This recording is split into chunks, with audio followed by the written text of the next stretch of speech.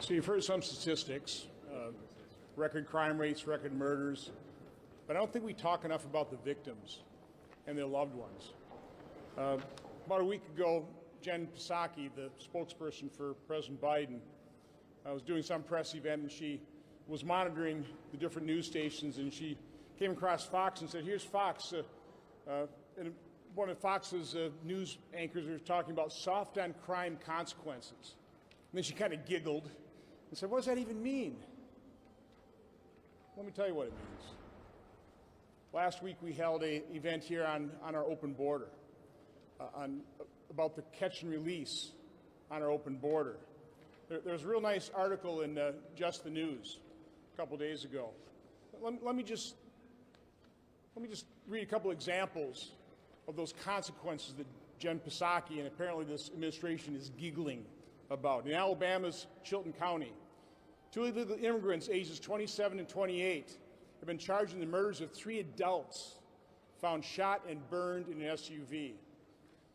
Another recent case, a Florida father believed he was going to foster parent what he believes a 16-year-old minor from Honduras.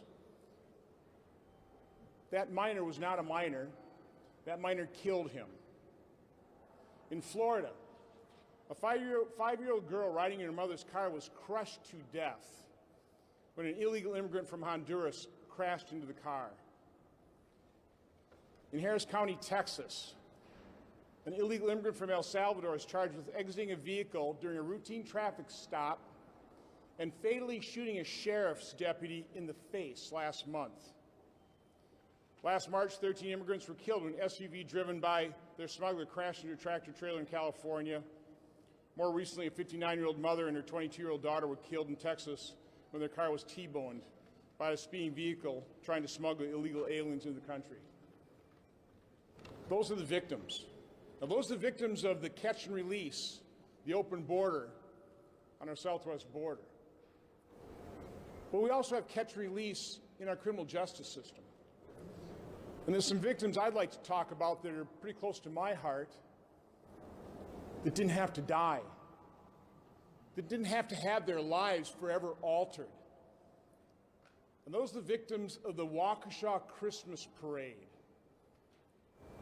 They were murdered, not by an SUV CNN, by a murderer who had just run over the mother of his child and was released on $1,000 bail so he could murder.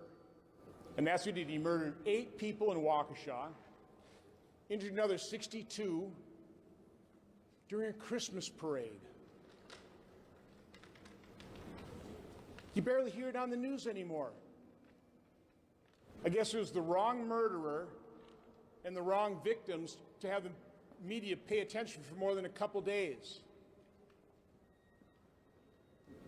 But as bad as the victims in terms of the people who lost their lives and their loved ones, and the people injured and their lives forever altered, I can't help but think of the little children sitting on the curb expecting to see Santa Claus and instead watching people being slaughtered right in front of them.